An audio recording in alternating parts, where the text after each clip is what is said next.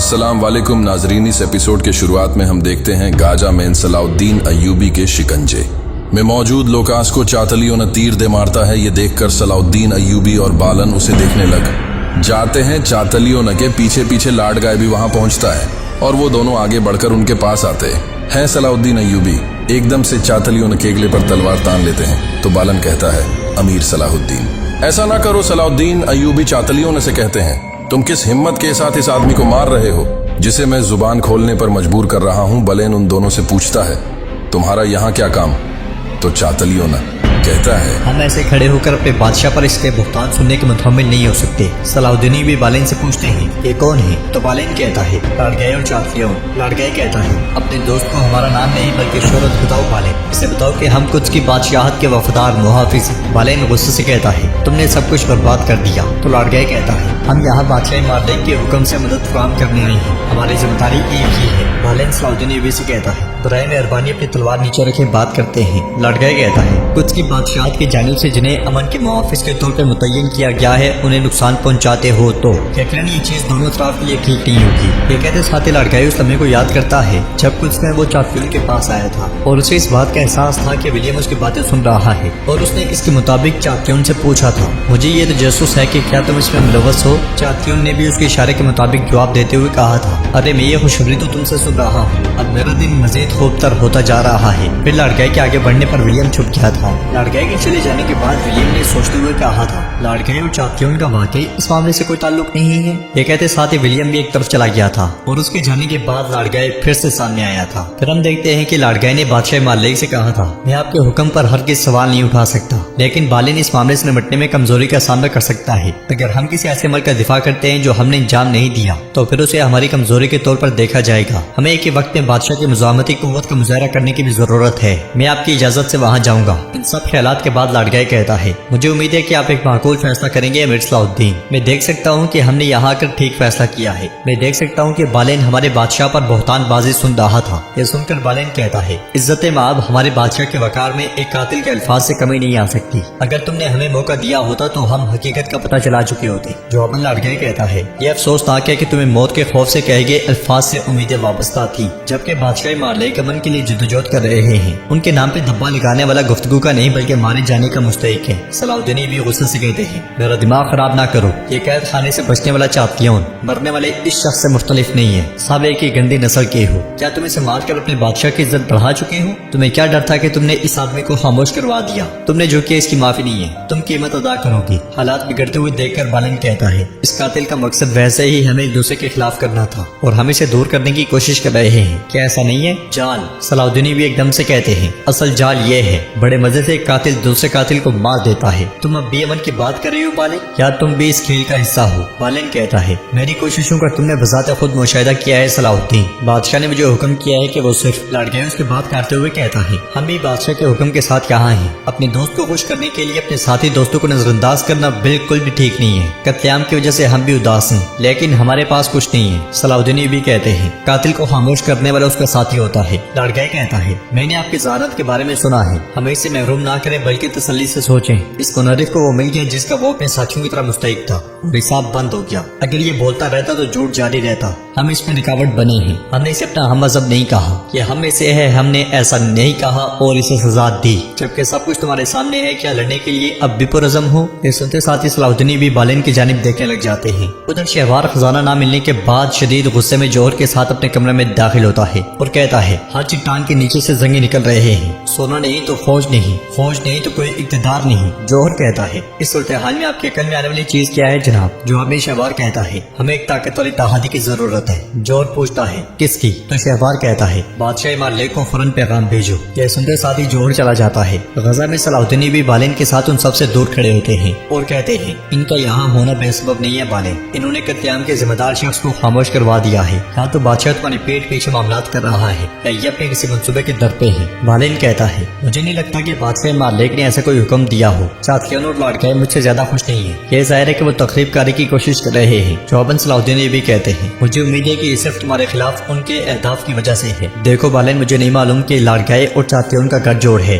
یہاں تک کہ تم اس معاملے میں ہو میں یہ بھی نہیں جانتا، لیکن یہ نظر آ رہا ہے کہ کوئی بادشاہ مالک پر الزام لگانے کی کوشش کر رہا ہے۔ بالین کہتا ہے اگر جو تم نے کہا وہ درست ہے تو یہ معاملہ یہاں نہیں رکے گا، اب تم شام اور میں کچھ کی جانب لوٹوں گا، اگر مجھے اس بارے میں کچھ پتا چلا تو سب سے پہلے تم سنو گے، پر یقین رہو۔ صلاح الدین بھی کہتے ہیں جن آدمیوں کے ساتھ تم ہو وہ مٹی سے بنے ہیں، ان کے ساتھ کام کرتے رہنے میں شفافیت کا کوئی امکان نہیں ہے، اگر تم بھی اس گھنونے حکم کا حصہ بنتے ہو بالین، میں ہمارے درمیان کے تعلق کو خاطر میں نہیں لاؤں گا، یہ یاد رکھنا، میری تلوار کا نشانہ تم بھی بنو گے۔ ناظرین، اس کے بعد ہم دیکھتے ہیں کہ قاضی فاضل محترم خلیفہ کے بستر کے سامنے موجود ہوتے ہیں اور کہتے ہیں آپ کی بیماری اس ابتر حالت میں آنے کا سبب کیا ہے؟ مجھے یہ پریشان کر رہا ہے، کچھ دیر کے لیے پردہ کھول کر قریب سے دیکھنے دیں، مگر اندر سے آواز آتی ہے نہیں، ایسا نہیں ہو سکتا قاضی فاضل، میں نہیں چاہتا کہ اللہ کے سوا کوئی مجھے اس بے بس اور لاچار حالت میں دیکھے، ہم کتنے کمزور ہیں یہ ہماری نظریں ویسے ہی دیکھ رہی ہیں، لیکن میں برداشت نہیں کر سکتا کہ دوسرے اسے دیکھیں۔ قاضی فاضل پوچھتے ہیں حکیموں نے کچھ بتایا ہے؟ خلیفہ کی آواز آتی ہے اقتدار کے لیے وزیروں کی جدوجہد اور ریاستوں کا نہ ختم ہونے والا لالچ، راستے کی شروعات میں ہم اس مقصد کی راہ میں کس نیت سے نکلے، مگر اب ہم کس حالت میں ہیں؟ عظیم فاطمی ریاست اپنا راستہ کھو چکی ہے، سب پریشان ہے اور میں کچھ نہیں کر سکتا، یہ بے بسی ناقابل برداشت ہے، حکیموں کی دعائیں اس کا علاج نہیں ہے۔ قاضی فاضل غمگین ہوتے ہوئے کہتے ہیں بہت میں سرما یقینی طور پر باہر لائے گا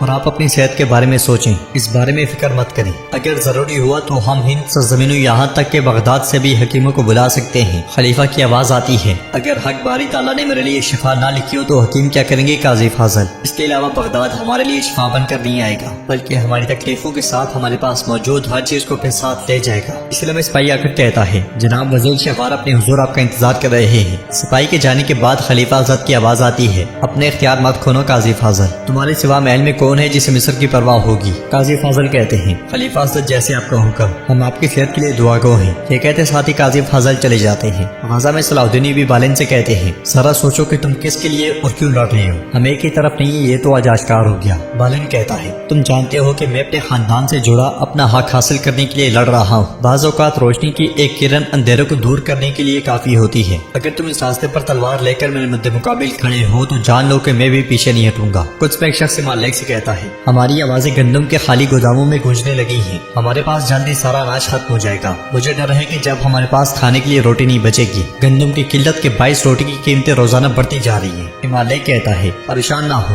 ہمیں حالات کی سنگینی کا اندازہ ہے، آپ جانتے ہیں کہ ہم مصر سے گندم منگواتے تھے، جلد ہی مصر سے آنے والا قافلہ جتنا آپ چاہتے ہیں اس سے زیادہ گندم لائے گا، ہم عوام کی ضروریات پوری کرنے کے لیے کسی بھی قربانی سے دریغ نہیں کریں گے۔ اس شخص کے جانے کے بعد مالک ولیم سے کہتا ہے سرماؤں کے خشک میں وجات کے گودام کا حال معلوم کرو، عوام کی عہد برداشت کر سکتی ہے مگر فوج نہیں، اب بتاؤ لڑکے کی کوئی خبر ہے؟ تو ولیم کہتا ہے ابھی تک نہیں، اس کے علاوہ لڑکے کو غزہ میں بیچ کر ہم نے بڑی خطا کر دی ہے، مجھے ایسا لگتا ہے۔ قاہرہ میں شہوار قاضی فاضل سے کہتا ہے وہ جنہیں تم بہت پسند کرتے ہو وہ زنگی، انہوں نے ہمارے ہاتھوں سے مصر کا خزانہ چرا لیا۔ قاضی فاضل کہتے ہیں آپ نے سلطان نور الدین سے وعدہ کیا تھا وزیر حضرت، آپ نے مصر کی حفاظت کے بدلے جب وہ سونا دینے کا وعدہ کر دیا تھا تو جو ان کا حق ہے اس لینے کے لیے کیا وہ ایسا نہیں کریں گے؟ شہوار تخت پہ ہاتھ رکھتے ہوئے کہتا ہے یہاں بیٹھنے کے لیے بہت سی قربانیاں دینی پڑتی ہیں قاضی فاضل، بعض اوقات اس کے لیے اتحاد کرنا پڑتا ہے اور بعض اوقات ایک کے بعد لگنے والے ایک الزام کو برداشت کرنا پڑتا ہے۔ میں زنگیوں کے خطرے کو ختم کرنے کے لیے سلیمیوں کے ساتھ تجارتی اتحاد قائم کر رہا ہوں اور میں چاہتا ہوں کہ آپ فوری طور پر ضروری دستاویزات تیار کر لیں۔ قاضی فاضل غصے سے کہتے ہیں کیا آپ وہی خطا کرنا چاہتے ہیں جو پہلے درگام نے کی تھی؟ کیا آپ چاہتے ہیں کہ آپ کا انجام بھی اس جیسا ہو؟ شہوار پوچھتا ہے کیا یہ ایک دھمکی ہے؟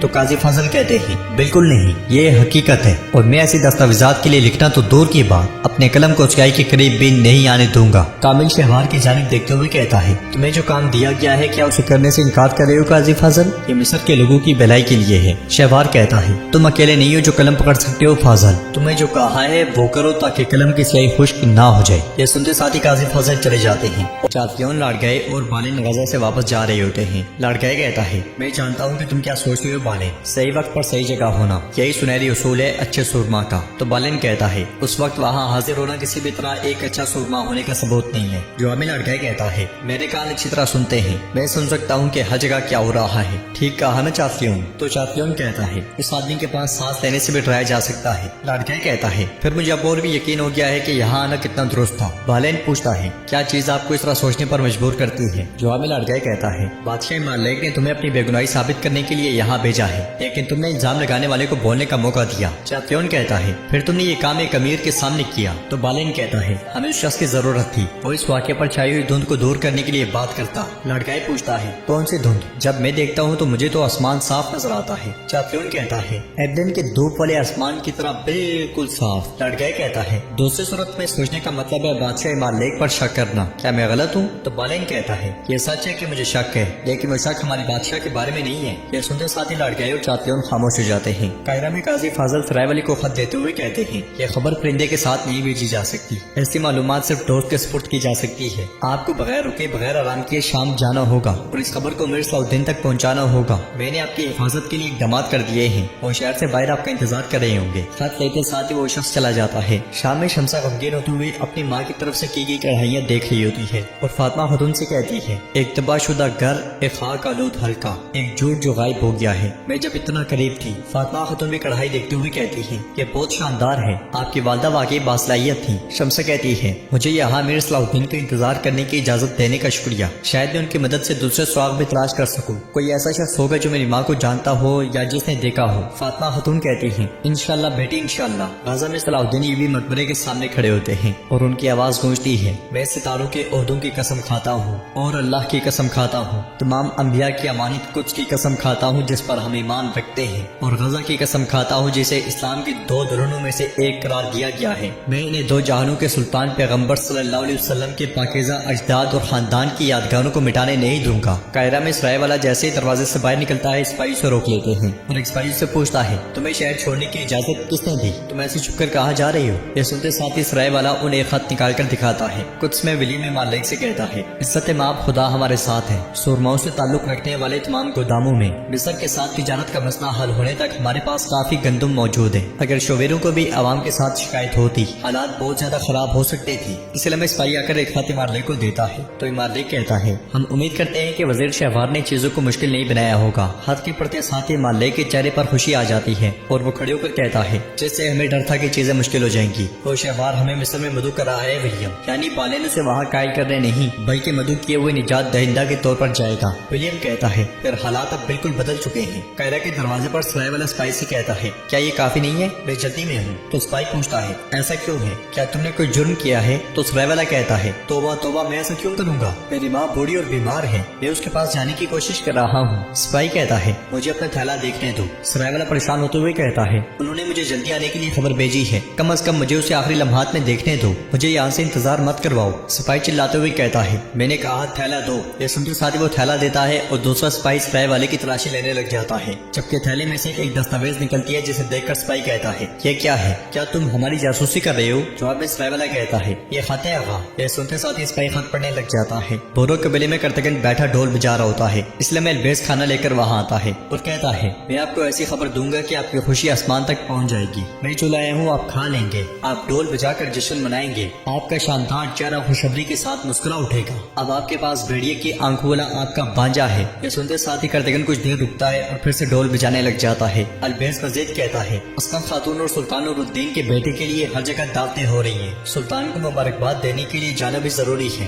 مگر کرتگن اسے خاموش کروا دیتا ہے اور جانے کا اشارہ کرتا ہے۔ البیز مایوس ہو کر چلا جاتا ہے اور کرتگن اپنے بھائی کی باتوں کو یاد کرنے لگ جاتا ہے، پھر ایک دم سے اٹھ کر چل پڑتا ہے۔ قاہرہ کے دروازے پر سپاہی خط پڑھنے کے بعد کہتا ہے یہ سچ کہہ رہا ہے، اس کی والدہ کے بارے میں خبر دینے والا خط ہے۔ یہ سنتے ساتھ ہی سرائے والا اس سمے کو یاد کرتا ہے جب قاضی فاضل نے اس سے کہا تھا وہ محافظ تمہیں شہر سے باہر نکلنے پر روکیں گے، ڈرنا مت، کہنا کہ تم اپنی ماں سے ملنے جا رہے ہو، خواہ وہ کاغذ پر لکھا ہوا پڑھ بھی لیں، وہ نہیں دیکھیں گے کہ میں نے کیا لکھا ہے۔ کاغذات پر جادوئی سرور رکھیں، صلاح الدین کے لیے جو لکھا گیا ہے اسے پڑھنے کے لیے کاغذات کو سرکے میں بھگونا پڑے گا۔ اس خیال کے بعد سپاہی خط دیتے ہوئے کہتا ہے ہم نے آپ کو یہاں روکا، معذرت۔ سرائے والا بیگ لے کر چلا جاتا ہے۔ ادھر خیمے سے نکلنے کے بعد کرتگن آگے بڑھ رہا ہوتا ہے۔ البیز اس کے پیچھے آتے ہوئے پوچھتا ہے حضور آپ کہاں جا رہے ہیں؟ وہی چیزیں آپ کے ساتھ دوبارہ ہو رہی ہیں، کیا انہوں نے آپ کے ساتھ دوبارہ ملاقات کی ہے؟ حضور آپ کہاں جا رہے ہیں؟ مگر کرتگن اسے روک کر گھوڑے پر سوار ہو جاتا ہے اور کسی بھی بات کا جواب نہیں دیتا۔ البیز پوچھتا رہ جاتا ہے مگر کرتگن قبیلے سے روانہ ہو جاتا ہے۔ شام میں سلطان اپنے قریبی لوگوں کے ساتھ موجود ہوتے ہیں۔ اسفہانی کہتے ہیں ہم نے غزہ میں بہت سے شہداء کو کھو دیا، ہمارے دلوں کو تکلیف ہوئی، لیکن آپ کے نسب سے ایک ایک اور مجاہد پیدا ہوا ہے۔ اے اللہ ہمارے شہزادے کو پیغمبر صلی اللہ علیہ وسلم کی اولاد کے فضائل سے برکت عطا فرما، اسے حضرت علی کی اطاعت، حضرت حسن رضی اللہ تعالیٰ عنہ کی محبت اور حضرت حسین رضی اللہ تعالیٰ عنہ جیسی جسارت نصیب ہو۔ یہ سن کر سلطان کہتے ہیں اگرچہ بیٹے کی خوشخبری سے ہمارے دلوں کو سکون ملتا ہے، لیکن ہم غزہ میں اپنے پیغمبر صلی اللہ علیہ وسلم کے مقدس اور عزیز اجداد میں سے ایک پر کی گئی گستاخی کبھی معاف نہیں کریں گے۔ شیر کو کہتے ہیں شہر میں ہمارے نئے شہزادے کے لیے دعوتیں ہو رہی ہیں، آپ کا سلسلہ نسب زمانے میں اسلام کا پرچم لہرائے گا۔ یہ سن کر سلطان آنکھیں بند کرتے ہوئے اس لمحے کو یاد کرتے ہیں جب انہوں نے صلاح الدین ایوبی سے کہا تھا میرا نسب تم ہو، چاہے خون سے نہ ہو لیکن روح سے۔ سلطان بہت زیادہ پریشان دکھائی دیتے ہیں۔ یہ دیکھ کر اسفیانی پوچھتے ہیں میرے سلطان کیا آپ ٹھیک ہیں؟ میرے سلطان آپ ان دنوں اپنے آرام کو بہت زیادہ نظر انداز کرتے ہیں۔ تو سلطان کہتے ہیں میں ٹھیک ہوں، یہ آرام کرنے کا وقت نہیں ہے، امیر صلاح الدین کو اب تک یہاں پہنچانا چاہیے تھا۔ باہر شاندار قسم کی دعوتیں ہو رہی ہوتی ہیں۔ صلاح الدین ایوبی کو آتا ہوا دیکھ کر بہبورہ خوشی سے ان کے پاس جاتا ہے اور ان سے کہتا ہے آپ نے ہماری قوم کو عزت دی، اللہ آپ سے راضی ہو۔ صلاح الدین ایوبی کہتے ہیں میں نے کیا کیا ہے بہبورہ، جو کھو گیا وہ کھو گیا اور اس نے ہمارے دلوں کو جلا دیا ہے۔ بہبورہ کہتا ہے آپ ٹھیک کہتے ہیں، لیکن جب ہم نے سنا کہ انہیں وہ مل گیا جس کے وہ حقدار تھے تو ہمیں سکون محسوس ہوا۔ انتظامات دیکھ کر صلاح الدین ایوبی پوچھتے ہیں کہ دسترخوان کس کے لیے ہیں؟ تو بہبورہ کہتا ہے او آپ کو اتنی بڑی خبر کے بارے میں معلوم ہی نہیں، چلے پھر میں بتاتا ہوں، ہمارے سلطان کے ہاں بیٹا آیا ہے۔ یہ سن کر صلاح الدین ایوبی اور ان کے ساتھی بہت خوش ہوتے ہیں۔ صلاح الدین ایوبی کہتے ہیں ماشاءاللہ یہ تو بہت اچھی خبر ہے، سپاہیوں آپ کھانے میں شرکت کریں، میں محل جاؤں گا، ہمارے سلطان میرا انتظار کر رہے ہوں گے۔ صلاح الدین ایوبی کے آگے بڑھتے ساتھ ہی سرائے والا بھاگتا بھاگتا ان کے پاس آتا ہے۔ اسے دیکھ کر صلاح الدین ایوبی پوچھتے ہیں تم یہاں کیا کر رہے ہو؟ تو سرائے والا کہتا ہے میرے امیر آخرکار میں یہاں آ گیا ہوں، میں یہاں پہنچنے کے لیے راستے میں کئی مشکلات سے گزرا ہوں۔ صلاح الدین ایوبی کہتے ہیں تم قاضی فاضل کی طرف سے کوئی خبر لائے ہوگے؟ تو سرائے والا کہتا ہے بالکل، انہوں نے کہا تھا کہ یہ بہت ضروری ہے، یہ مصر کی زندگی اور موت کا مسئلہ ہے۔ یہ کہتے ساتھ ہی وہ خط صلاح الدین ایوبی کو دے دیتا ہے۔ صلاح الدین ایوبی سے کہتے ہیں ٹھیک ہے سپاہیوں کے ساتھ کچھ دیر آرام کرو۔ یہ کہتے ساتھ ہی وہ آگے بڑھنے لگتے ہیں تو سرائے والا کہتا ہے کاغذ پر جادوئی سرورق ہے، قاضی فاضل نے کہا امیر صلاح الدین کو معلوم ہو جائے گا جب وہ پڑھیں گے کہ انہیں کیا کرنا ہے۔ یہ سنتے ساتھ ہی صلاح الدین ایوبی آگے بڑھ جاتے ہیں۔ ادھر ہم دیکھتے ہیں کہ پاگل جابر خوش ہوتے ہوئے آگے بڑھ رہا ہوتا ہے اور کہتا ہے وہ آ گیا ہے وہ نظر آتا ہے، جو دیکھتا ہے وہ پا لیتا ہے، وہ آ گیا ہے وہ نظر آتا ہے، جو دیکھتا ہے وہ پا لیتا ہے۔ عمر ملا اسے دیکھ کر آواز لگاتے ہیں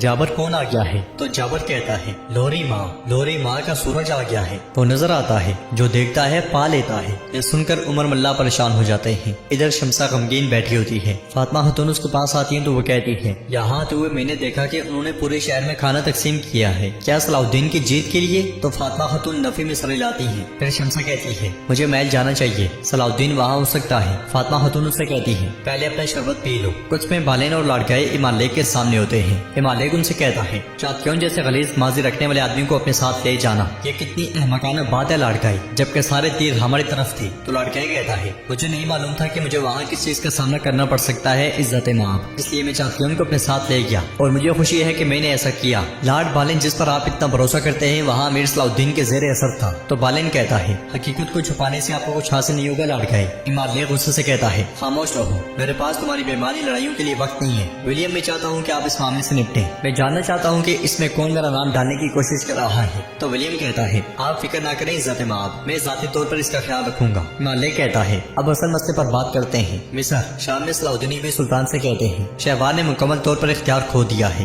ایسا لگتا ہے کہ اس نے سلیمیوں کو تجارت کے غرض کے لیے بلایا ہے، لیکن قاضی فضل کا کہنا ہے کہ ان کا تعاون صرف تجارت تک محدود نہیں رہے گا، غزہ میں جو کچھ ہوا اس کا اندازہ مصر سے الگ نہیں کیا جا سکتا۔ سلطان کہتے ہیں خود سے جو خبریں ملی ہیں اس سے امام لیگ کا مقصد واضح ہے۔ صلاح الدین ایوبی پوچھتے ہیں میرے سلطان کیا خبر ہے؟ تو سلطان کہتے ہیں جیسا کہ سب کو معلوم ہے کہ مصر قدس کی زیادہ تر گندم کی ضروریات کو پورا کرتا تھا، جب شہوار کو درگام کے بعد تخت ملا گندم کے بارے میں مسائل سامنے آئے۔ صلاح الدین ایوبی کہتے ہیں مصر میں داخل ہو کر امام لیگ گندم کا مسئلہ حل کرے گا اور اس کی مسلح افواج قاہرہ پہنچ جائے گی۔ تو سلطان کہتے ہیں وہ امن کو نہیں توڑے گا لیکن مصر کو اپنے ہاتھ میں لے لے گا۔ میدود کہتا ہے اگر وہ شیاطین مصر میں داخل ہوتے ہیں تو حجاز کا راستہ کافروں کے لیے کھول دیا جائے گا۔ شیر کو کہتے ہیں اگر کافر قوتیں مصر میں جڑیں پکڑنے لگی ان کو مٹانا مشکل ہو جائے گا، میرا خیال ہے کہ ہمیں انہیں وہاں پہنچنے سے پہلے روک لینا چاہیے۔ मगर सलाउद्दीन यूबी कहते हैं मैं नहीं मानता, हमें उन्हें दाखिल होने देना चाहिए सुल्तान। ये सुनते साथ ही सब सलाउद्दीन यूबी को देखने लग जाते हैं। इमाम लड़के और बालिन से कहता है हमारे पास गंदम तकरीबन खत्म हो चुकी है। माइल्स की मौत और दरगाम के जवाल के बाद हमारे और मिस्र के दरमियान गंदम का मुआहिदा मनसूख हो गया था। मुआहिदा दोबारा होना चाहिए, इसलिए तुम्हें फौरी तौर पे मिस्र के लिए रवाना होना चाहिए बालिन। तुम जब कायदा पहुंचोगे तो तुम्हें कोई मुतकब्बर वजीर नहीं मिलेगा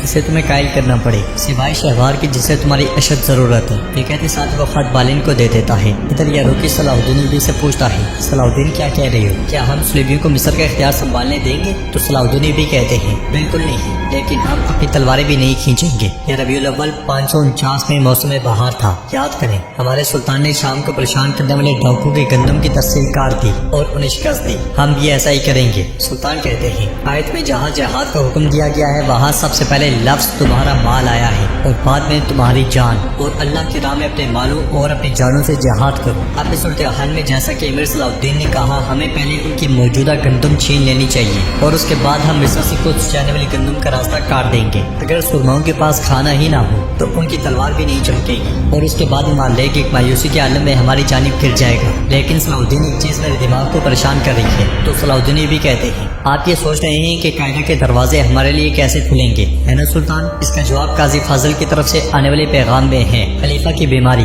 उनकी बीमारी हमारी परेशानी का इलाज होगी। कुछ में महिला सबीला से कहती है लार्जियम सलाबों के पीछे है, तुम्हें खुश होना चाहिए सबीला, तो कम अज कम जमीन के नीचे तो नहीं है। तो सबीला कहती है महिला मुझे बहुत अफसोस है, मैं तुम्हारे गम को ताज़ा नहीं करना चाहती थी। महिला कहती है कोई मसला नहीं। सबीला कहती है माइल्स की मौत के साथ हमारी दुनिया गरीब होगी लेकिन हमारी जन्नत माला माल होगी। तो महिला कहती है खुशकिस्मती से हमारी दुनिया को अमीर बनाने के लिए एक मुकद्दस रूह रास्ते में है और वो है तुम्हारा होने वाला बच्चा। इसलिए मैं सिपाही आकर कहता है काउंट्स महिला हमारे बादशाह से मिलना चाहते हैं। यह सुनते साथ ही महिला उठकर चली जाती है। शाम में सलाउद्दीन भी लतीफ के साथ आगे बढ़ रहे होते हैं और कहते हैं खलीफा की तबीयत ठीक नहीं है। काजी फाजिल ने उनकी बीमारी के बारे में तफसीली मालूमात दी है, हमें कुछ मालूम करना चाहिए, हमें उन्हें ठीक करने के लिए रास्ता तलाश करने की जरूरत है। लतीफ पूछता है आपके दिमाग में क्या है अमीर? इसलिए में शमसा वहाँ आती है। उमर मल्ला भी गुजरते हुए सलाउद्दीन भी और शमसा को देखने लग जाते हैं और परेशान होते हुए कहते हैं या मेरे अल्लाह। तो उसमें मालिक महिला से कहता है महिला हम अपनी फौजें मिस्र में रख रहे हैं, हम इसका आगाज कायरा के कल्ब से शुरू कर रहे हैं। कायरा में तुम हमारी आंख और कान बनोगी, तुम मुसलमान ताजरों पर नजर रखोगी और हमें हर बात बताओगी और इस बार तुम अकेली नहीं होगी, ये बालिन तुम्हारे साथ होगा। बालिन आ जाता है और वो मजीद कहता है ये हुमैरा खातून के नाम से भी जानी जाती है, इन्होंने हमसे पहले मिस्र में एक दुकान खोल ली है। शाम में शमसा सलाउद्दीन भी से कहती है मुझे अपनी माँ के बारे में एक निशान मिला है लेकिन मुझे आगे जाने के लिए आपकी मदद की जरूरत है। सलाउद्दीन भी कहते हैं मैं यकीनन तुम्हारी मदद करूंगा। उन्हें इस तरह से देखकर शेर को गुस्से में मेहदूद से कहते हैं ये खातून यहाँ क्या कर रही है? तो मेहदूद कहता है क्या ये वो खातून नहीं है जो बागरास में थी? मैं नहीं जानता कि ये किस बात का गुलाब है लेकिन अमीर सलाउद्दीन के साथ यह बहुत अच्छी लगती है। शेर को कहते हैं खातून ईसाई है मलिक मेहदूद, ये अमीर के साथ कैसे अच्छी लग सकती है? उनकी जानिब बढ़ते हुए उमर मल्ला कहते हैं क्या रब वो किस कदर उसकी जैसी लगती है? ये कहते साथ वो उनके पास आते हैं और शमसा को देखने लग जाते हैं। तो सलाउद्दीन भी उनसे कहते हैं मैं आपको शमसा से मिलवाता हूँ। जवाब में उमर मल्ला कहते हैं मैं इसे जानता हूँ और मैं ये भी जानता हूँ कि ये क्या ढूंढ रही है। शमसा हैरानगी से उन्हें देखने लग जाती है। कुछ में लड़के चाफियों के साथ आगे बढ़ते हुए कहता है गंदम की मुमकिन कमी हमने जो गजा में शुरू किया है उसे कुछ में खत्म करने में मदद करेगी। तो चाफियों कहता है हमने जो खून बहाकर शुरू किया अब क्या हम रोटी के टुकड़े करेंगे? लड़के कहता है काश तुम्हारा दिमाग में तुम्हारी तलवार की तरह तेज होता। चाफियों कहता है हम इसलिए तादी हैं, आप मेरे नामुकम्मल हिस्सों को मुकम्मल करें। तो लड़के कहता है मेरी बात गौर से सुनो, कोई ऐसा बादशाह नहीं जो भूख को मिटा सके। बादशाह मालिक की जानता है इसलिए बहुत परेशान है। चाफियों पूछता है हम क्या करेंगे? तो लड़का कहता है आसान है, अपना दिमाग इस्तेमाल करो, हम उसके खौफ को और ज्यादा बढ़ाएंगे। कुछ ऐसे आदमियों को ढूंढो जिनकी न सिर्फ तलवारें तेज हों बल्कि उनके दिमाग भी तेज हो। उनसे कहो कि लोगों के साथ घुल मिल जाएं और गंदम के मामले को उठाएं। चाफियों खुश होते हुए कहता है लोगों के साथ घुल मिल जाए ताकि लोगों के पेट तेजी से बढ़े। लड़का कहता है बगैर किसी शक के एहतियात से फजा के वाकयात के बाद विलियम की नजर हम पर है। चाफियों कहता है इसका आसान हल है, मैं उसकी आंखें निकाल लेता हूँ। तो लड़का कहता है अगर ऐसी चीज की जरूरत हुई तो मैं वादा करता हूँ कि विलियम की आंखें तुम्हारी हुई, लेकिन अभी के लिए हमें उन आंखों की जरूरत है। बाहरी मालिक अपने बेटे और विलियम के साथ आगे बढ़ रहा होता है और बाल्डोन वहाँ मौजूद बच्चों को देखकर कहता है वो मुझे ऐसे क्यों देख रहे हैं जैसे मैं उनका दुश्मन हूँ। तो विलियम कहता है इसलिए नहीं कि तुम उनके दुश्मन हो, बस वो शहजादे अक्सर नहीं देखते। बच्चों की हालत देखकर बाल्डोन पूछता है کیا انہیں سردی نہیں لگتی؟ میں ان کے ساتھ اپنے کپڑے بانٹ سکتا ہوں۔ ہمالیہ کہتا ہے فکر نہ کرو، ہم اپنی ہر چیز ان کے ساتھ بانٹتے ہیں۔ بالون پوچھتا ہے بابا یہ اتنے غریب کیوں ہیں؟ مگر ہمالیہ کے پاس کوئی جواب نہیں ہوتا۔ وہ سیدھا آگے بڑھتے بڑھتے ایک تاجر کے پاس آتا ہے اور دکان کو دیکھ کر کہتا ہے تمہاری دکان کو زیادہ بڑا ہونا چاہیے تھا۔ جواب میں تاجر کہتا ہے آپ جانتے ہیں کہ مصر میں کیا ہوا ہے، کافی وقت سے سامان کی آمد و رفت بند ہے، جن کو میں دور دراز سے لایا ہوں وہ کیڑے کا شکار ہو گئے۔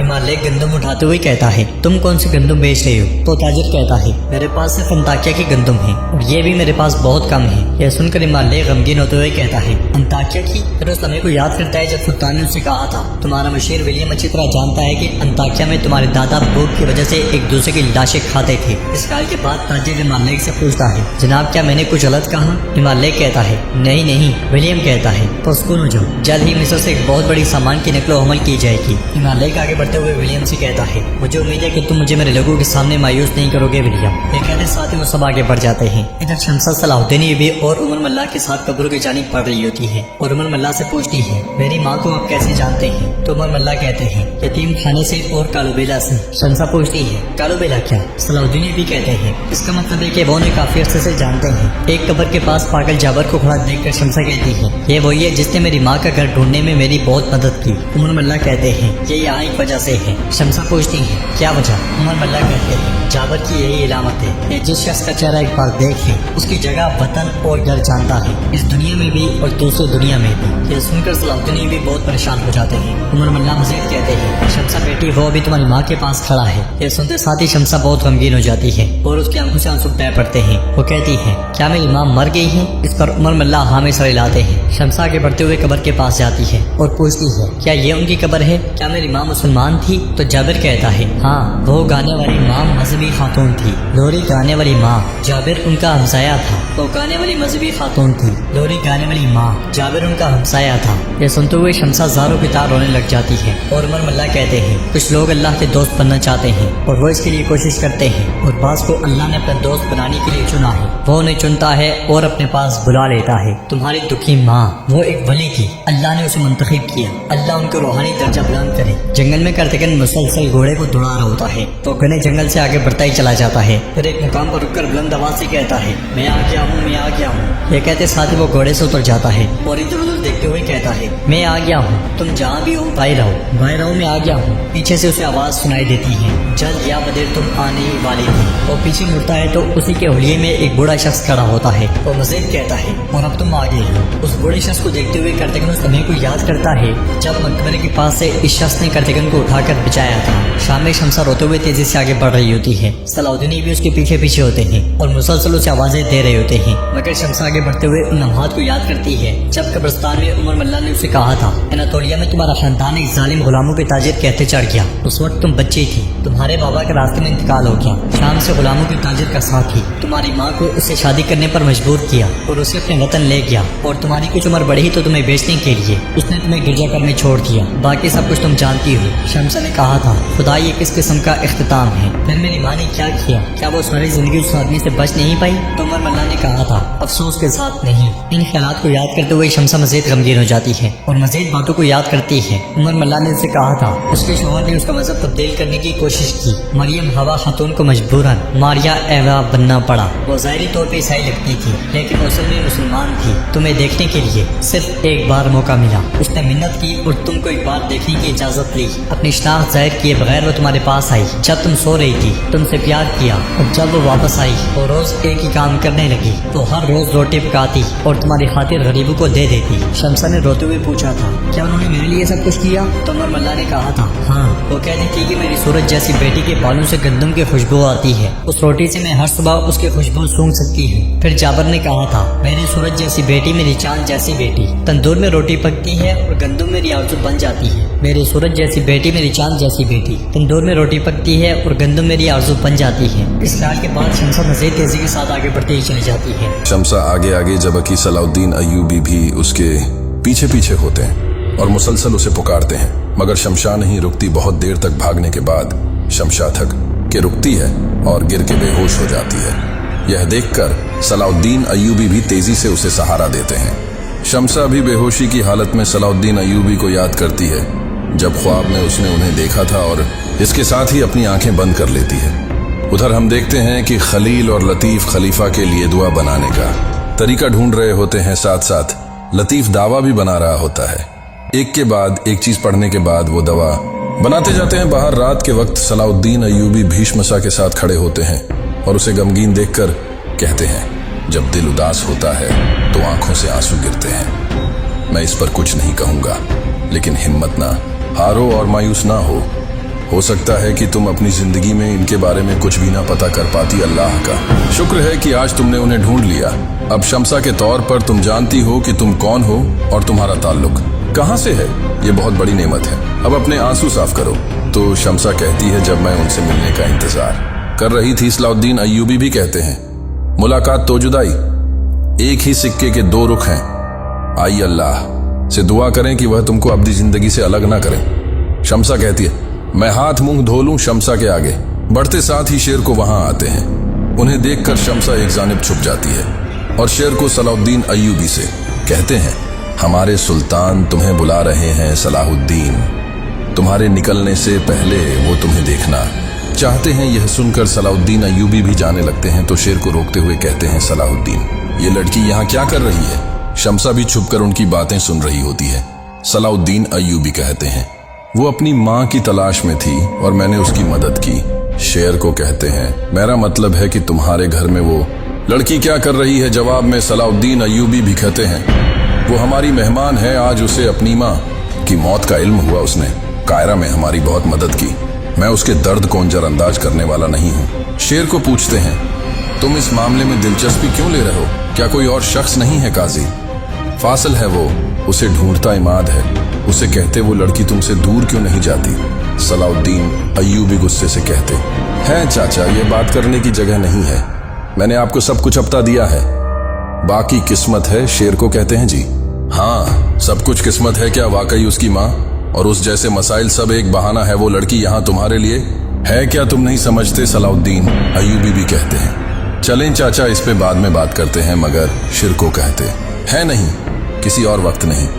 देखो मैंने आज तक सब्र किया और खामोश रहा, लेकिन बहुत हो गया। हर चीज का एक वक्त होता है। वो लड़की एक ईसाई है और इसके अलावा गाना गाने वाली है। क्या तुम अपने बच्चों की परवरिश इस तरह की औरत से करवाने पर राजी होगे। मुझे जवाब दो। सलाउद्दीन अय्यूबी, क्या तुम वाकई इस पर राजी हो। यह सुनकर शमसा बहुत गमगीन हो जाती है, जबकि सलाउद्दीन अय्यूबी भी शर्कों को देखने लग जाते हैं। उधर लतीफ दुआ बनाने में कामयाब हो जाता है और खुश होते हुए कहता है, मिल गया मिल गया मिल गया। फिर खलील कोप करते हुए कहता है, यह हमारी मिस्र वापसी की तरकीब है। खलील भी बहुत खुश होता है। इधर शेर को सलाउद्दीन अय्यूबी से कहते हैं, शादी कोई आसान फैसला नहीं है। सलाउद्दीन अय्यूबी भी कहते हैं, गरीब लड़की मुश्किल हालात में और अकेली है। मैं वही कर रहा हूँ जो मुझे करना चाहिए। शेर को कहते हैं, ठीक है अगर ये मामला है तो इमाद कोबताओ और तुम इस मामले से दूर रहो। मगर सलाउद्दीन अय्यूबी कहते हैं, शमसा कल मेरे साथ मिस्र जाएगी। शेर को कहते हैं, सलाउद्दीन मेरी नसीहत सुनो, इस लड़की को जाने दो वरना मामला महल तक पहुंच जाएगा। अपनी इस दलील पे भरोसा ना करो कि अहले किताब में से है और उससे निकाह जायज है। तुम एक अमीर हौसलाहुद्दीन हमारे सुल्तान इससे कभी इत्तेफाक नहीं करेंगे। सलाउद्दीन अय्यूबी पूछते हैं, क्या सुल्तान ने इस वजह से मुझे बुलवाया है। क्या आपने उन्हें भी बता दिया। शेर को कहते हैं, मैं वो नहीं जानता, चलो अब चलें। ये सुनते साथ ही सलाउद्दीन अय्यूबी आगे बढ़ जाते हैं, जबकि शेर को भी शमसा के रास्ते की जानिब देखने के बाद नीचे उतर जाते हैं और शमसा की आंखों से आंसू बह पड़ते हैं। उधर खेमे में करतेगन उस बुजुर्ग के साथ बैठा होता है और बुजुर्ग कहता है, तुम्हारा नाम करातेगन एक सफेद स्याह के साथ क्या करता है। उसे रोशनी देता है, उसे नरम करता है। सफेद स्याह के साथ क्या करता है। तो करतेगन कहता है, वो उसे फना करता है, उसे तबाह करता है। बुजुर्ग कहता है, तुम्हारा उस रोशनी के साथ क्या ताल्लुक है जिसने तुम्हें माज में रोशन किया था। जब वक्त खत्म हो गया तुम क्यों आए हो। क्या नापाक करने आए हो। हर कोई तुझ में खुदा की बरकत देखता है जिसने अपने हाथों से तेरी शक्ल दी और तेरी देखभाल की। क्या हमने पहले एक दूसरे को मार नहीं डाला। क्या हमने कसम नहीं खाई थी। क्या हमें दोबारा जिंदा नहीं किया जाएगा। तुमने तवील रास्ते का ये बोझ क्यों उठाया।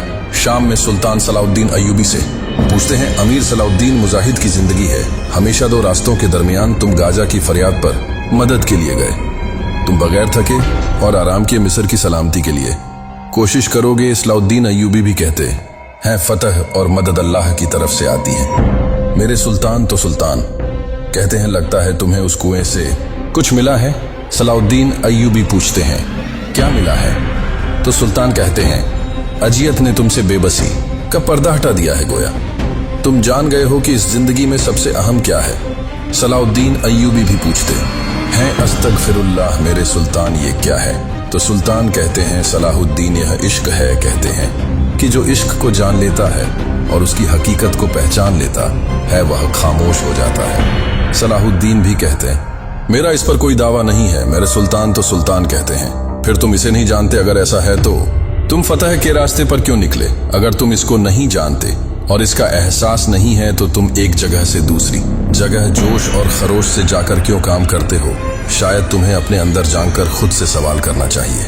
मिसाल के तौर पर कुद्स हमारे लिए क्यों अहम समझा जाता है? सलाउद्दीन अय्यूबी कहते हैं क्योंकि यह मुकद्दस है और यह हमारा पहला किबला है और अल्लाह ने इसे अपनी मुकद्दस किताब में भी जिक्र किया है।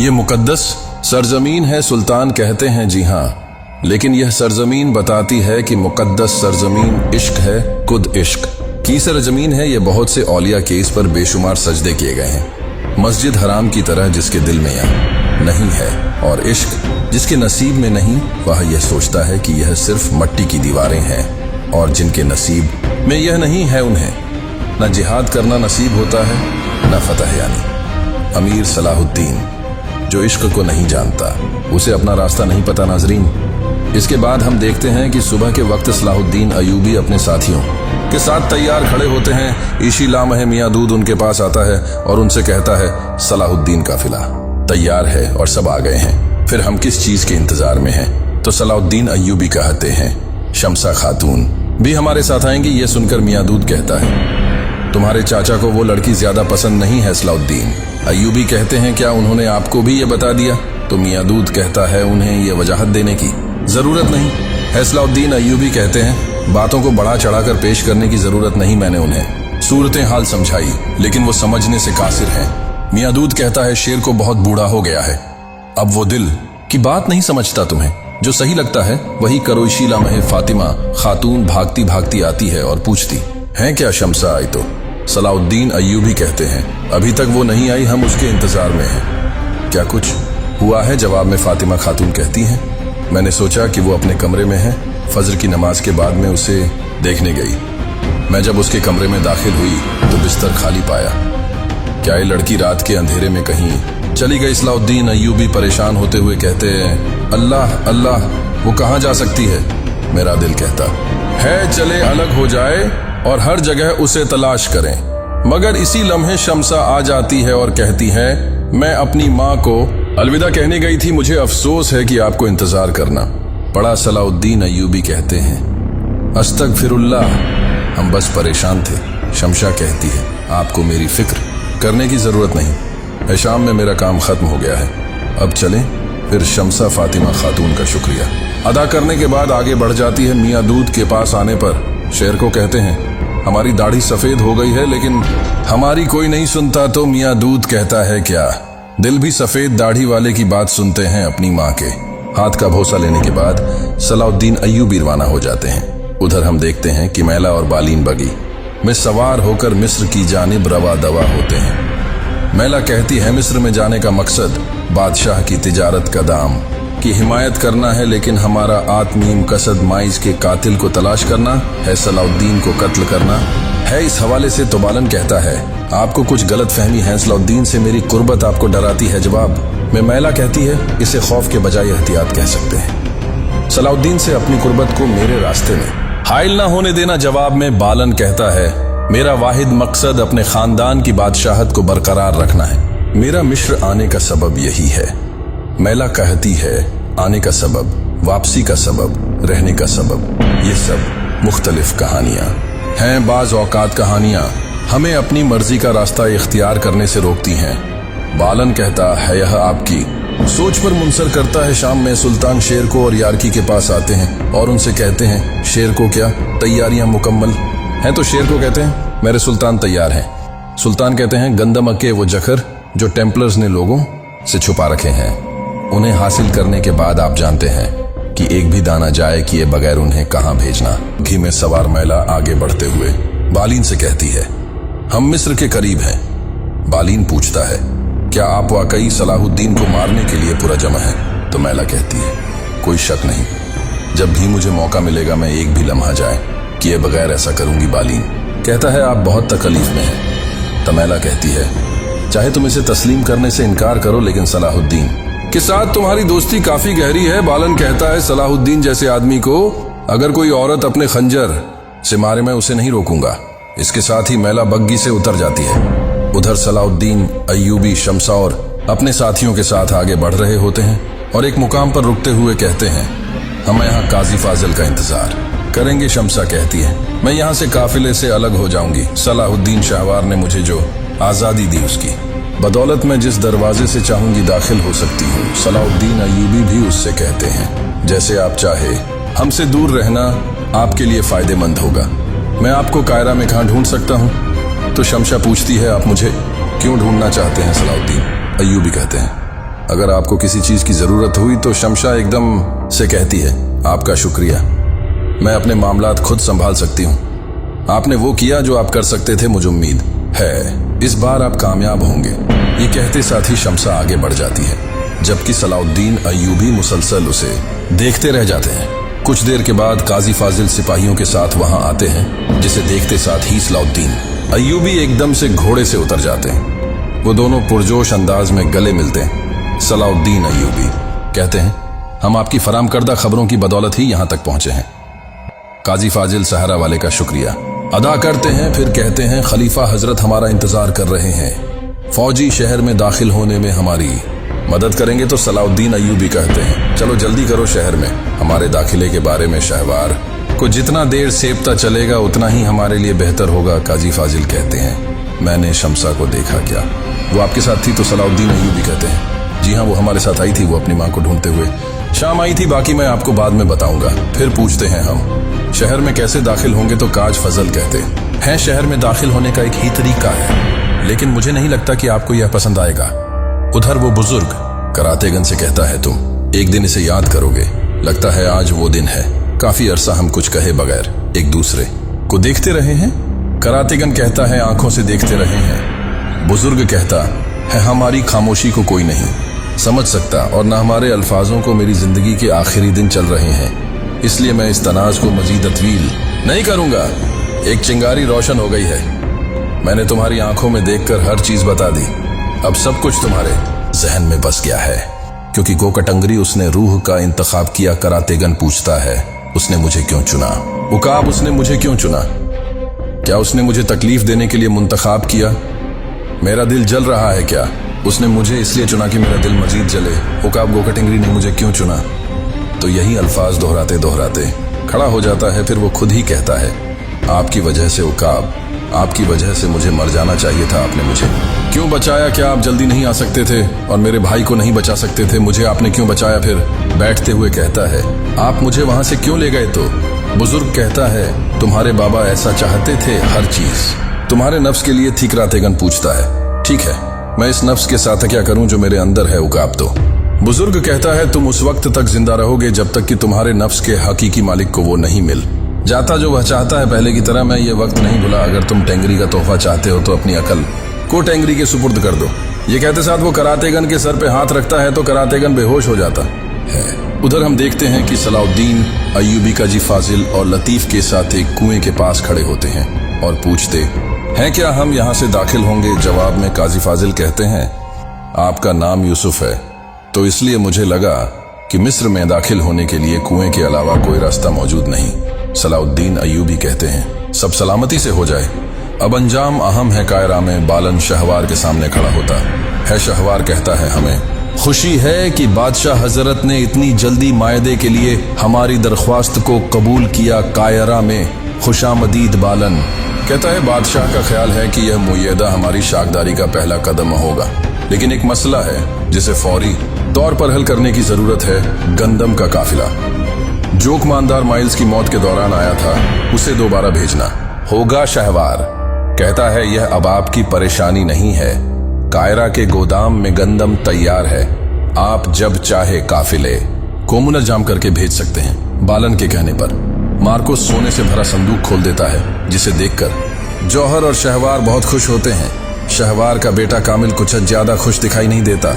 शहवार बालन से कहता है, आपके बादशाह काफी खुश होंगे। तो बालन कहता है, क्योंकि हमने गंदम का मसला हल कर लिया है, मैं अपने तजीरों को जल्द बाजार में भेजना चाहता हूँ। शहवार कहता है, मैं तुम्हारी जल्दबाजी को समझता हूँ, लेकिन एक और मसला है, मिस्र इसकी जमीनें हसासत राजू हैं। बालन कहता है, फिक्र ना करो, तिजारत की जबान और मजहब मुश्तरी है, मुझे यकीन है कि हम मुकामी तजीरों के साथ इसे हल कर लेंगे। शहवार कहता है, अगर ऐसा है तो फिर आज से बाजार आपका है, दरियाई नील के पानी की तरह हमारी तेज रातदारी में बरकत हो। या कहते साथ वो बालन से हाथ मिलाता है। उधर शेर को यारोकी और सिपाहियों के साथ आगे बढ़ रहे होते हैं। एक मुकाम पे रुकते वो यारोकी कहता है, इंशाअल्लाह हम इस बार सुल्तान को मायूस नहीं करेंगे। तो शेर को कहते हैं, आइए दरवाजे पर मौजूद पहरेदार की तवज्जो हटाएं ताकि अंदर जाना आसान हो। इसके साथ ही वो सब आगे बढ़ जाते हैं। कायरा में सलाहुद्दीन अयूबी पर्दे के पीछे मौजूद खलीफा हजरत से कहते हैं, खलीफा हजरत, मैं सुल्तान नूरुद्दीन का सलाम और खत लाया हूँ। खलीफा हजरत की आवाज आती है, नूरुद्दीन बगदाद के खलीफा का अजीज नूरुद्दीन मुजाहिद। नूरुद्दीन, उसने कब से हमारी इज्जत और कदर करना शुरू कर दी। तो सलाहुद्दीन अयूबी कहते हैं, हमारे सुल्तान मुश्किल वक्त में तनाज़ात को रोकना चाहते हैं। उन्होंने आपको इस बीमारी से बचाने के लिए एक हकीम को भेजा है। खलीफा हजरत कहते हैं, ये तमाम हकीम मेरा इलाज नहीं कर सके क्या? यह हकीम मेरा इलाज करेगा। सलाहुद्दीन अयूबी कहते हैं, जैसा कि आप जानते हैं कि कोई नहीं जानता कि शिफा कब और किसकी तरफ से आती है। लतीफ फितरत में छुपी दवाइयों का माहिर है। खलीफा हजरत की आवाज आती है, मैंने तुम्हें यहाँ काजी फाजिल के कहने पर कबूल किया है। मैंने वजीर शहवार के साथ अपने ताल्लुकात को खतरे में डाल दिया है, लेकिन इसे इलाज के जरिए यकीनी बनाओ। कुद्स में गंदम के गोदाम के बाहर सुलेबी सिपाही तैनात होते हैं। इसी लम्हे उन्हें तीर आ लगती है। अगले लम्हे शेर को सिपाहियों के साथ उन पर धावा बोल देते हैं। आनन फानन सुलेबी सिपाही भी कटते ही चले जाते हैं। जल्दी ही उनका सफाया करने के बाद शेर को आगे बढ़ते हैं। कायरा में मैला जमशेद से कहती है, अब मैं जानती हूँ कि मैं कायरा में वापस क्यों आई हूँ। हम कुद्स से आने वाले तजीरों के लिए हर मुमकिन कोशिश करेंगे। कुछ आवाज सुनते साथ ही वो दुकान से एक तरफ हो जाते हैं। उधर गोदाम में बजंतीनी सिपाही गंदूम इकट्ठी कर रही होते हैं। एक बजंतीनी सिपाही अपने साथियों में सेब तकसीम कर रहा होता है। इसी लम्हे दरवाजा खुलता है और शेर को अपने साथियों के साथ उन्हें धर दबोचते हैं। अमीर यारोकी भी काफिरों को काटना शुरू कर देता है। शेर को लड़ते हुए यारोकी से कहते, है यारोकी, घंटी बचाओ। ये सुनते साथ ही यारोकी घंटी की जानिब बढ़ने वाले काफिर को मौत के घाट उतार देता है। कायरा में लोग सुलेबियों की आमद से खुश दिखाई नहीं देते और वो शहवार के खिलाफ बातें कर रहे होते हैं। इसी लम्हे बालन सिपाहियों के साथ वहां पहुंचता है। मैला और जमशेद भी वहीं मौजूद होते हैं। बालन लोगों से कहता है, सुनो, मैं यहाँ कुद्स के बादशाह हिमालय के हुक्म से आया हूँ और मेरे अल्फाज उनके अल्फाज हैं। हम यहाँ ममनू तिजारत को बहाल करने आए हैं। ताजिर कहता है, ये कैसे होगा? जो भी आता है अपने मुफ्त के बारे में सोचता है। तो बालन कहता है, हम एक साथ आगे बढ़ने के लिए मिस्र आए हैं। दूसरा ताजिर कहता है, हमें सुलेबियों से कोई फायदा नहीं होगा। बालन कहता है, फैसला इस तरह ना करें। सबसे पहले हम अपनी नेक नियति साबित करने के लिए तबाहशुदा चर्च की मरम्मत करेंगे। हम तबाहशुदा बावर्ची खानों को दोबारा बनाएंगे और चश्मों की तामीर करेंगे। ताजिर कहता है, ये ठीक है, लेकिन मुझे असल तिजारत के बारे में बताओ। क्या चश्मों का पानी सिर्फ तुम्हारे हमअमजब के लिए बहेगा? तो बालन कहता है, नहीं, हमें मुश्तरका चीज मिस्र है। हमारी शराकतदारी के दरवाजे हर उस शख्स के लिए खुले हैं जो अपने कारोबार को बढ़ाना चाहता है। गोदा में शेर को यारोकी मुसलसल सिपाहियों को काट रहे होते हैं और काफिरों की लाशों से पूरा गोदाम भर जाता है, मगर उनमें से एक मुसलसल जंगी सिपाही को दीवार के साथ पटक रहा होता है और आखिरकार जंगी सिपाही उसकी टोपी उतार के उसके सर में दे मारता है। कुछ देर के बाद सब काफर का सफाया हो जाता है और यारोकी शेर को से कहता है, कुद्स में जबकि बच्चे भूखे हैं, ये गंदम काफिरों पे हराम है। शेर को सिपाहियों से कहते हैं, गंदम के थैले इकट्ठे करो। ये सुनते साथ ही सिपाही गंदम इकट्ठी करने लग जाते हैं। कायरा में ताजिर बालन से कहता है, क्या दुश्मन के साथ शिराकतदारी करना जायज है? बालन कहता है, हम दुश्मन नहीं हैं, हमने लड़ाई में काफी वक्त जाया किया है। क्या आप अपना सामान बयाना और पेरिस में नहीं बेचना चाहते? चले अपनी जरखेज जमीन की पैदावार और कपड़े ले आएं ताकि हम उनकी मिठास और खुशबू दूसरी जमीनों तक ले जाएं। यह सुनकर ताजिर कहते हैं, ये दुरुस्त कह रहा है, ये खूब बोला। जमशेद और मैला भी काफी खुश दिखाई देते हैं। तो कायरा बिन सलाउद्दीन अयूबी अपने साथियों और काजी फाजिल के साथ आगे बढ़ रहे होते हैं। लोग उन्हें देखकर कहते हैं, जंगी यहाँ क्यों आए हैं? क्या हमने इन्हें निकाल नहीं दिया था? लोगों का रवैया देखकर सलाउद्दीन अयूबी कहते हैं, इन सबको हमें कबूल करने पर राजी करना आसान नहीं होगा। तो काजी फाजिल कहते हैं, अल्लाह का शुक्र है, अब आपके पास मुहरबंद दस्तावेज है जो खलीफा की तरफ से आपके खुसूसी दावत की तस्दीक करती है। मैंने उन सिपाहियों को भी आने का कह दिया है जो पीछे रह गए थे, लिहाजा फिक्र न करो। तो सलाउद्दीन अयूबी कहते हैं, अल्लाह करे लतीफ़ा कोई ऐसी दावा बनाए जो इलाज में फायदेमंद हो। काजी फाजिल कहते हैं, अगर ऐसा हो गया तो फिर कोई ताकत आपको मिस्र से बाहर नहीं निकाल सकती। सलाउद्दीन अयूबी कहते हैं, अब सबसे अहम चीज हमें ये जानना होगा कि गंदम कहाँ से और किससे हासिल की जाएगी। काजी फाजिल कहते हैं, मुझे अब दीवान में जाने की इजाजत नहीं है। मेरे लिए ये जानना मुश्किल हो गया है कि शाहवार क्या करने का इरादा रखता है और किस चीज की मंसूबाबंदी कर रहा है। इसी लम्हे कामिल उनके पास आता है और कहता है, बहुत से लोग हैं जो मुश्किल मामलात में सहूलत फाहम करते हैं। काजी फाजिल, मुझे आपको कुछ बताना है।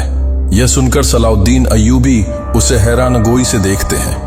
उधर हम देखते हैं कि जौहर बौखलाया हुआ शाहवार के पास आता है और उससे कहता है, वजीर, बहुत बुरी खबर है, अमीर सलाउद्दीन अपने आदमियों के साथ कायरा वापस आ गया है।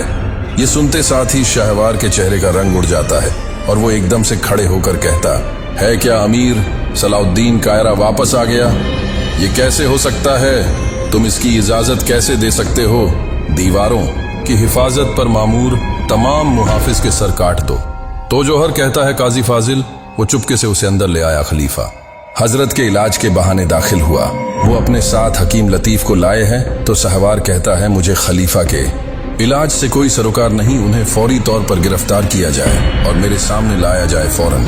ये सुनते साथ ही जौहर चला जाता है। बाहर बालन लोगों से कहता है, अब हम नहीं बोलेंगे बल्कि हमारी तिजारत खुद बोलेगी कि एक साथ जीतने का वक्त है। उधर सलाउद्दीन अयूबी आगे बढ़ते हुए काजी फाजिल से पूछते हैं, क्या आपको यकीन है कि कामिल सच कह रहा है? आखिर वो शाहवार का बेटा है, शायद ये खेल हो। तो काजी फाजिल कहते हैं कि आलिम जालिम से और जालिम आलिम से जन्म लेता है। मुझे जिसने सोने का मुकाम बताया और नक्शा दिया वो कामिल ही था, मेरे अमीर सलाउद्दीन अयूबी। पूछते हैं, वो गोदाम कहाँ है जिसके बारे में कामिल बात कर रहा था? काजी फाजिल कहते हैं, मनफलत में। उधर लोगों को राजी करने के बाद बालन भी आगे बढ़ रहा होता है। आगे बढ़ते बढ़ते उसका सामना सलाउद्दीन अयूबी से होता है। उन्हें देखकर वो कहता है, अमीर सलाउद्दीन, मैंने सुना था कि तुम्हें मिस्र से निकाल दिया गया है। तो सलाउद्दीन अयूबी कहते हैं, मैं तुम्हें बताना चाहता हूं कि जिस शहवार के साथ तुम काम कर रहे हो उस पर भरोसा ना करो, वरना तुम्हारी भी उल्टी गिनती शुरू हो जाएगी। तो बालन कहता है, हम यहाँ सिर्फ तिजारत के लिए आए हैं। सलाउद्दीन अयूबी कहते हैं, कब से फौज के साए में तिजारत होने लगी है? बालन कहता है, यकीनन तुम्हें मालूम होगा कि हमें खुद को क्यों महफूज रखना चाहिए। सलाउद्दीन अयूबी कहते हैं, गाहजा से निकलते वक्त मैंने तुमसे कुछ कहा था, उन लोगों से दूर रहो जिनके साथ तुम होन से अपने आप को आलूदा ना करो। देखो तुम्हारे जूते पहले ही कीचड़ से भरे हुए हैं, अगर तुमने यह रास्ता ना छोड़ा तो फिर मुझे इसे साफ करना पड़ेगा। बालन पूछता है, तुम यह कैसे करोगे? जवाबन सलाउद्दीन अयूबी कहते हैं, जिसे पानी साफ नहीं करता उसे आग साफ करती है। ये सुनते साथ ही बालन आगे बढ़ जाता है। सलाउद्दीन अयूबी को देखते हुए मैला जमशेदा से कहती है, सलाहुद्दीन, लगता है कि तुम वापस मेरी गिरफ्त में आ गए हो। इसी लम्हे जौहर सिपाहियों के साथ वहां आता है और कहता है, हम आपको दरवाजे से बाहर निकालते हैं तो आप खिड़की से दाखिल हो जाते हैं। अमीर सलाहुद्दीन जवाब में सलाउद्दीन अयूबी कहते हैं, ना दरवाजा तुम्हारा है और ना ही खिड़की। जौहर काजी फाजिल की जानिब देखते हुए कहता है, काजी फाजिल, आपके बगैर ये मुमकिन नहीं था। तो काजी फाजिल कहते हैं, क्या पहले मुश्किलात काफी नहीं थी? अपने सिपाहियों को वापस ले जाओ। जवाबन जौहर कहता है, यकीनन मैं ले जाऊंगा, लेकिन पहले मुझे एक छोटा सा काम करना है अमीर सलाहुद्दीन, क्योंकि आप बगैर इजाजत के कायरा में दाखिल हुए हैं। आपको वजीर हजरत के हुक्म से हिरासत में लिया जाता है। सिपाहियों ये सुनते साथ ही सलाउद्दीन अयूबी के सिपाही भी तलवारें बेनियाम कर लेते हैं और सलाउद्दीन अयूबी कहते हैं, तुम्हारे सिपाही गलत शख्स की तरफ तलवारें कर रहे हैं। मुसलमानों की सरजमीन पर जबरदस्ती दाखिल होने वाला सलेबी ताजिर वो वहां खड़ा है, अपने वजीर को इत्तेला कर देना कि दुश्मन के साथ उसका इत्तेहाद उसका तख्त नहीं बचा सकेगा। उसका अंजाम दरगाम जैसा होगा, हत्ता कि उससे भी बदत्तर जौहर सिपाहियों से कहता है, इसकी मजीद बातें ना सुनो, पकड़ लो उसके सिपाही आगे बढ़ते हैं। तो सलाउद्दीन अय्यूबी के सिपाही उन पर तलवारें तान लेते हैं। खलीफा हजरत के सिपाही भी वहां पहुंचाते हैं और कमांडर बुलंद आवाज से कहता है, जौहर सिपाहियों के साथ पीछे हट जाओ, यह खलीफा का हुक्म है। तो जौहर कहता है, और मुझे वजीर का हुक्म है खलीफा। हजरत का कमांडर कहता है, अमीर सलाउद्दीन और इसके साथी खलीफा हजरत के मेहमान बनकर यहाँ आए हैं, ये उनकी हिफाजत में है। काजी फाजिल कहते हैं, हिफाजत का क्या मतलब है? यकीनन तुम जानते ही होगे जौहर, अब से इनके खिलाफ जो भी तलवारें उठेंगी वो समझो खलीफा हजरत के खिलाफ उठेंगी। खलीफा का कमांडर कहता है, इसके अलावा अमीर सलाउद्दीन और इनके साथियों को बाजार में तिजारत का हक भी हासिल है। हर कोई अच्छे से जान ले, अगर तुम्हारे पास कहने को कुछ नहीं है तो चले जाओ, अपने आदमियों को वापस लेकर जाओ। इसके बाद जौहर चला जाता है और खलीफा का कमांडर सलाउद्दीन अय्यूबी से कहता है, अगर आपको कोई और मुश्किल दरपेश हो तो हम हाजिर हैं। जवाब में सलाउद्दीन अय्यूबी कहते हैं, मेरी तरफ से खलीफा हजरत का शुक्रिया अदा कीजिएगा। उधर हम देखते हैं कि गोदाम लाशों से भरा होता है। इसी लम्हे विलियम वहां आता है और ये मंजर देखकर उसकी आंखें खुली की खुली रह जाती हैं।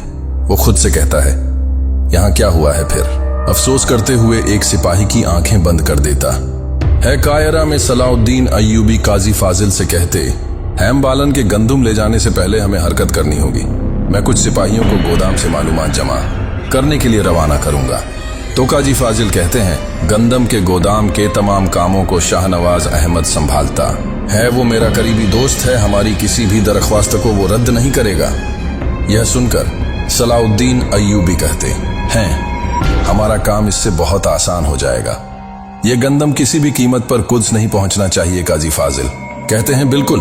बालन की जल्दी को देखते हुए हमें भी तेजी से हरकत में आना होगा।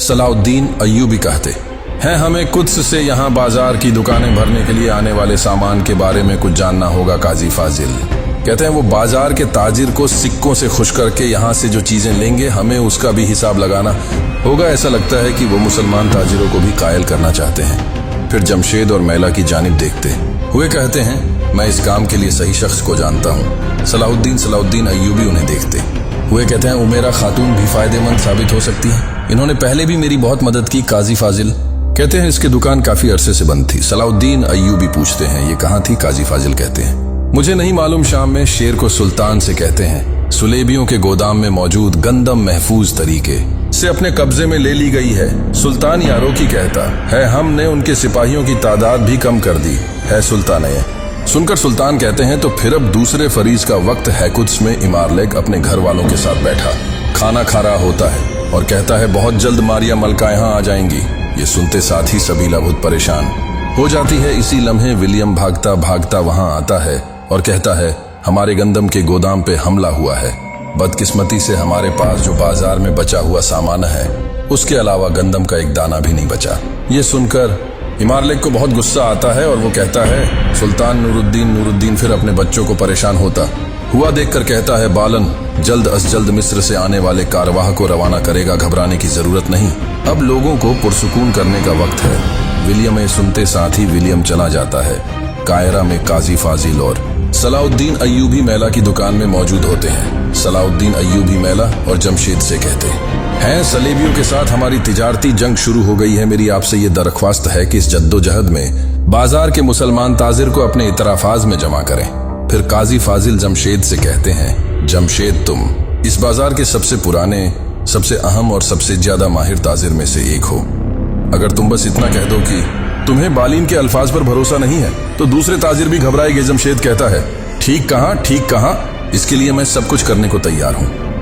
वो कहते हैं कि हम मिलकर तिजारत करेंगे, बस बातें हैं झूठी कहानियां, और जो कुछ हमारा है हमसे छीनने आए हैं। मैला कहती है, जमशेद ठीक कह रहा है, ये हम में से किसी के लिए अच्छा नहीं होगा, लेकिन वो बहुत सारा सरमाया लेकर आए हैं, उनके हाथ यूरोप तक फैले हुए हैं, हम उनका मुकाबला कैसे करेंगे? सलाउद्दीन अय्यूबी कहते हैं, हम हाथ पे हाथ रखकर नहीं बैठेंगे, हम उनके हमलों का मुनासिब जवाब देंगे। आप फिक्र न करें। जमशेद खुश होते हुए कहता है, बहुत खूब चलें करते हैं। मैं अच्छी तरह जानता हूं कि मुझे किससे बात करनी होगी।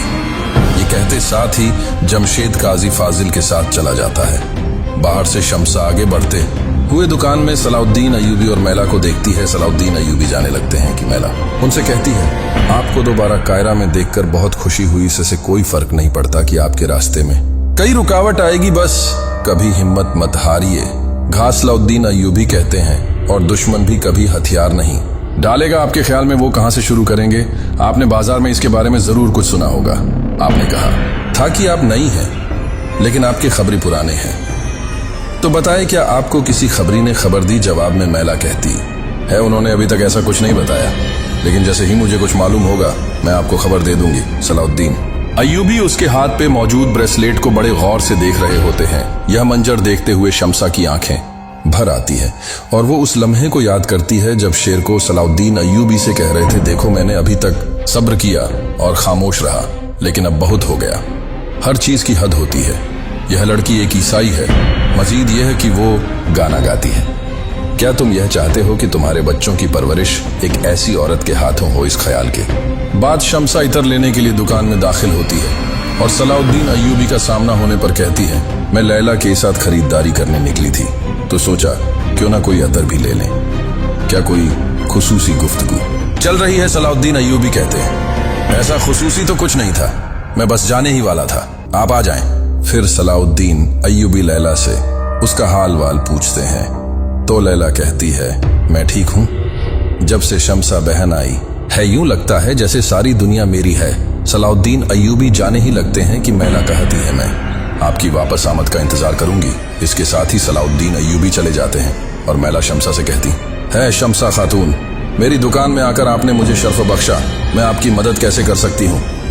तो शम्सा हैरानगी से कहती है, तुम मेरा नाम कैसे जानती हो? तो मैला कहती है, क्या यह मुमकिन है कि मैं ना जान पाऊं आपकी आवाज और खूबसूरती के पूरे कायरा में चर्चे हैं? शम्सा उससे कहती है, ऐसा लगता है कि आपने हाल ही में ये दुकान खोली है। तो मैला कहती है, बिल्कुल, मैं अतर के मैदान में बहुत मशहूर हूँ, मैंने सुना था कि आपने शहर छोड़ दिया है। शम्सा कहती है, हाँ, लेकिन अब मैं वापस आ गई हूँ, मैं अब कायरा में ही रहती हूँ, मुझे एक अतर चाहिए।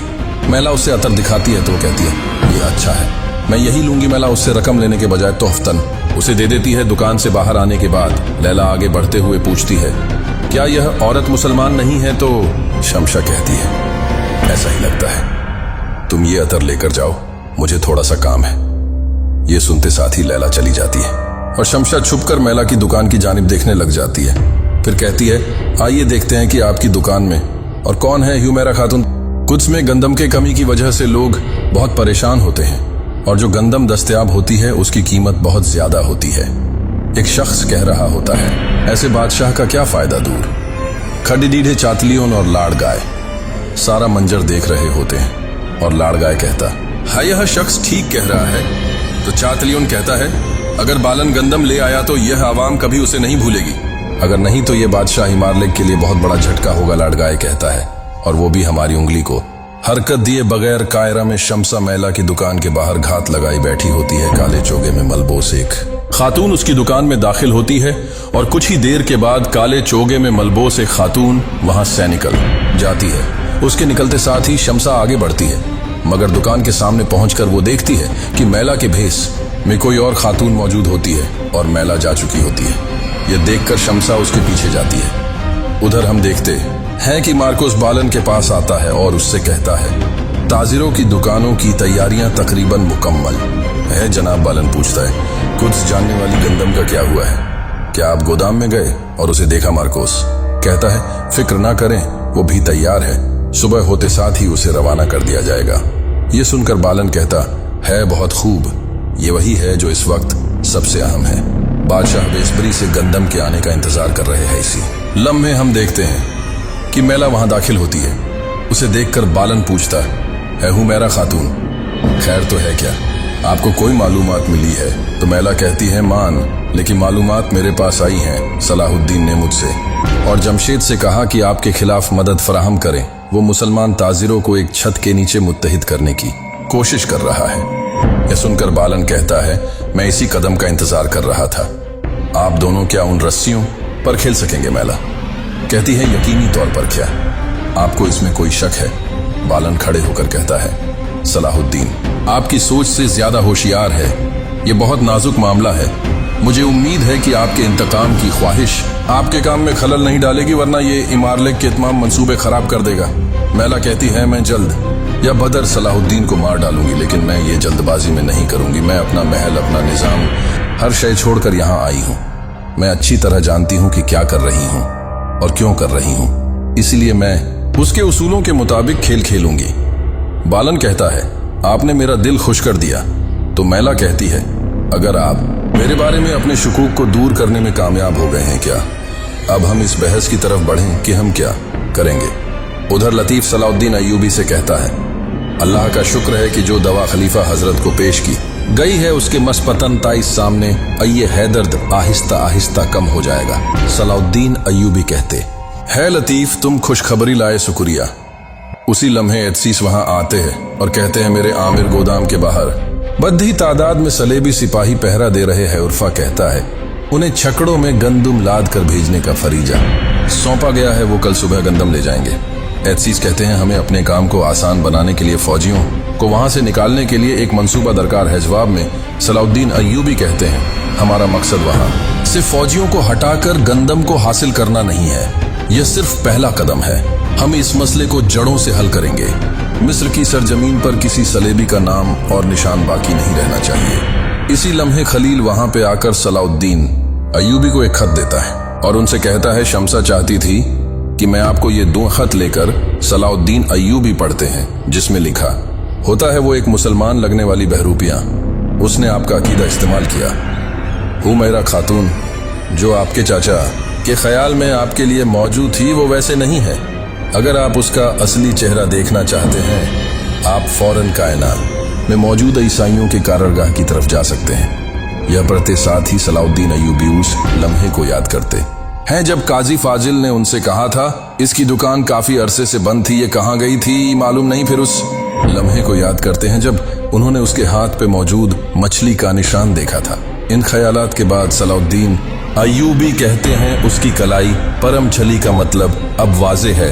हुमैरा खातून, उर्फा पूछता है, मछली? तो सलाउद्दीन अय्यूबी कहते हैं, यह इब्तिदा ईसाइयों की तरफ से इस्तेमाल करदा खुफिया अलामत में से एक है। ये कहते साथ ही वह सोच में पड़ जाते हैं। कुद्स में यारू की सिपाहियों से कह रहा होता है, आप सब अपने फरीजे को अच्छे से समझते हैं, क्या ऐसा नहीं है? फजर की पहली रोशनी के साथ आप शहर में दाखिल होंगे।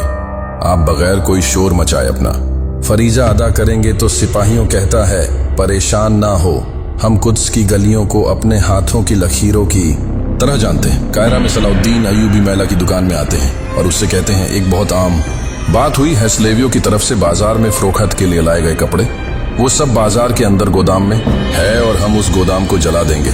मैला पूछती है, मेरे तजस्सुस पर मुझे माफ कर दें, लेकिन ऐसा करने का क्या फायदा? सलाउद्दीन अय्यूबी कहते हैं, मकसद यह जाहिर करना है कि यह बाजार इतना महफूज नहीं है जितना वह सोचते हैं। इसके अलावा उनके सामान को जलाने से बाजार में उनके इस्तेकाम में ताखीर होगी। मैला कहती है, ये एक बहुत अच्छा ख्याल है, बताए मैं क्या कर सकती हूँ? तो सलाउद्दीन अय्यूबी कहते हैं, आपने हमेशा हर चीज में बढ़कर मेरी मदद की है। मैं आपको बाजार से दूर रहने का कहने आया हूँ, क्योंकि मैं नहीं चाहता कि आपको तकलीफ पहुंचे। मैला कहती है, मेरे बारे में सोचने के लिए आपका शुक्रिया। सलाउद्दीन अय्यूबी कहते हैं, आपने जो मदद की है उसके मुकाबले में यहाँ कुछ भी नहीं है। जो मैंने किया, यह कहते साथ ही वो चले जाते हैं। और मैला कहती है, वालिन ये सुनकर बहुत खुश होगा कुद्स में इमारल एक दुआ मांग रहा होता है, ऐ मेरे खुदा मुझ पर और मेरी कौम पर रहम फरमा, हमें अपनी लामतनाई नेमतों से दूर ना कर। कायरा में बालन मरकुस से कहता है, हमें मैला से खबर मिली है। वो कहती है कि सलाउद्दीन और उसके साथ ही वो कपड़े जला देंगे जो हम बाजार में लाए थे। हमें बाजार के इर्द गिर्द एक खुफिया तहफ़्फ़ुज़ का दायरा बनाना चाहता हूँ। हम उस गोदाम के सामने भी खुफिया मुहाफिज रखेंगे जहाँ हमने कपड़े रखे थे। जब सलाउद्दीन और उसके साथी आएंगे तो हम उन्हें रंगे हाथ पकड़ लेंगे। मार्कुस कहता है, लेकिन आप जानते हैं कि हमारे पास ज्यादा फौजी नहीं है। बलेन कहता है, मैं जानता हूँ, लिहाजा आप उन फौजियों में से बेहतरीन सिपाहियों को बुला लें जिन्हें हमने गंदम की दुकान के बाहर भेजा था। वहां पे चांद फौजियों का होना काफी है। इधर एतसीस सलाउद्दीन अय्यूबी के पास आकर कहते हैं, हर चीज तैयार है, हम हरकत करने के लिए तैयार हैं इंशाअल्लाह।